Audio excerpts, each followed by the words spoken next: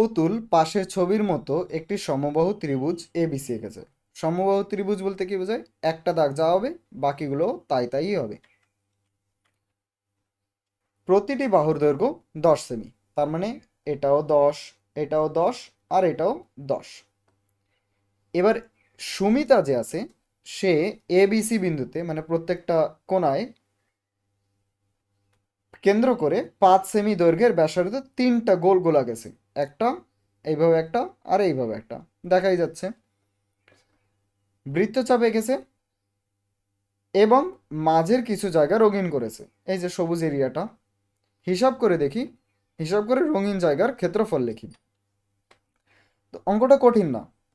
আগে আমি বের করব পুরো ত্রিভুজের ক্ষেত্রফল, সেইখান থেকে বাদ দেব তিনটা বৃত্তচাপের ক্ষেত্রফল, তাই তো?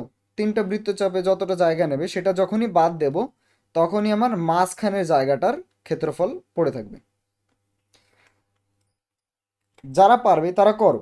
প্রথমে ত্রিভুজের ক্ষেত্রফল বের করো, তারপরে তিনটা বৃত্তচাপের ক্ষেত্রফল বের করো, আর যখন এই দুজন বেড়ে যাবে তখন তাদের বিয়োগ করে দাও, হয়ে যাবে। যারা পারবে না তারা আমার সাথে করো। ত্রিভুজের ক্ষেত্রফল, সমবাহু ত্রিভুজের ক্ষেত্রফল। ত্রিভুজের ক্ষেত্রফল সমান সমান, একটু আগেই আমি এই সূত্রটা লিখেছিলাম, √3/4 গুণ বাহু স্কোয়ার। তো আমি আবারও লিখতেছি, √3/4 গুণ বাহু হচ্ছে আমার 10, তাই 2 বার 10 গুণ। এটাকে 2 দিয়ে কাটি, 5। এটাকে আবার 2 দিয়ে কাটি দিই, 5। সব মিলিয়ে আমার কাছে থাকলো 5×5 = 25 √3 cm স্কোয়ার। আমার এই স্টেপটা হয়ে গেছে, ত্রিভুজের ক্ষেত্রফল বেরিয়ে গেছে। এবার আমার তিনটা বৃত্তচাপের ক্ষেত্রফল বের করতে হবে, ঠিক আছে? এবার একটা যে বৃত্তচাপ আছে সেই বৃত্তচাপের ডিগ্রি কত? 60 ডিগ্রি। কিন্তু আমি জানলাম কি করে? জানলাম এইভাবে, যে যেহেতু ত্রিভুজ এবিসি একটি সমবাহু ত্রিভুজ, ঠিক আছে, বইতে বলে দেওয়া হয়েছে সমবাহু ত্রিভুজ, তাই এর প্রতিটি কোণের মান, এর প্রতিটি কোণের মান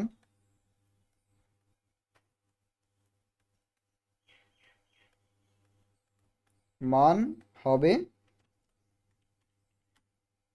মান হবে কত? 60 ডিগ্রি। তাহলে এবার আমি একটি বৃত্তকলার বা বৃত্তচাপের, বৃত্তকলা লিখব, বৃত্তকলার ক্ষেত্রফল সমান সমান, মনে আছে আমরা একটু আগে শিখেছিলাম ডিগ্রিতে করা? আমি 60 ডিগ্রির করতেছি 360 ডিগ্রির উপর, আর আমি ক্ষেত্রফল বের করতেছি, তাই πr²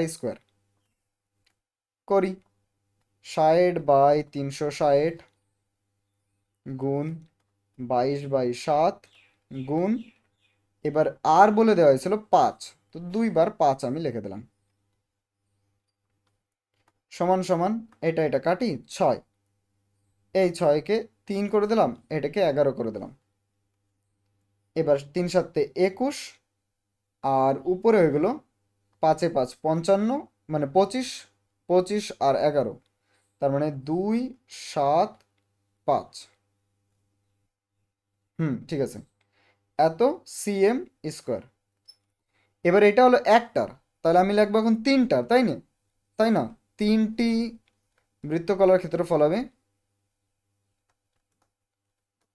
ক্ষেত্রফল সমান সমান 3 গুণ করে দেবো এর সাথে, 3 গুণ 375/21। এটা, এটা আর এটা কেটে দিই, 7। 375, ও এটা 275 হবে, ভুল লিখেছি, 275/7। এবার মনে আছে ত্রিভুজের ক্ষেত্রফল থেকে 3টা বৃত্তচাপের ক্ষেত্রফল বাদ দেব, তাহলে আমার এই মাঝখানের এরিয়াটার ক্ষেত্রফল চলে আসবে।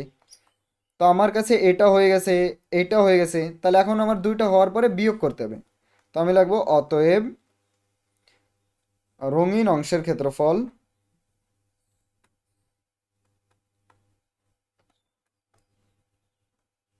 ক্ষেত্রফল সমান সমান ত্রিভুজের ক্ষেত্রফল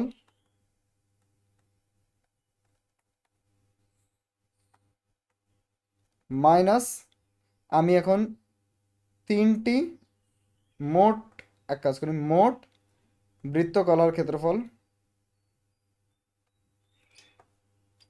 ক্ষেত্রফল সমান সমান ত্রিভুজের ক্ষেত্রফল কত হয়েছিল মনে নাই, 25√3,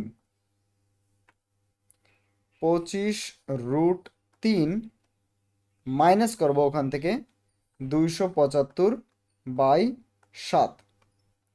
এবার √3-এর মান আমি জানি 1.732, তার সাথে গুণ করব 25, কারণ সামনে 25 আছে।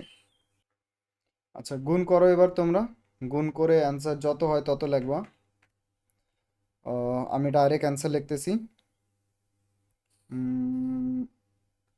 43 5 সাথে 5, 5 10 শূন্য, তাহলে 0, 5 3 15, 5 0 0, 5 3 15, 5 হাতে, 5 সাথে 35, 35 36, আর এটাও 6 হতো, 6 হতো, আর 3 দুগুণে 6, 2 দুগুণে 4, 4 দুগুণে 4, 6, 0 0, 12 আর 13, 3 0। এক মিনিট, 1732 গুণ 25, হ্যাঁ ঠিক আছে। এবার এখান থেকে বিয়োগ করব, এইটার ভাগ করে কত হয়, তো সাইডে এরও ভাগ করে নাও, 275/7 ভাগ করবো 7 দিয়ে,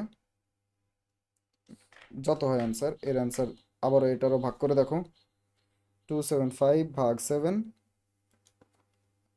39.28। আমি আর করবো না, এর পিছনে কিছু থাকে, তো সমান সমান 4.04, 4 না 2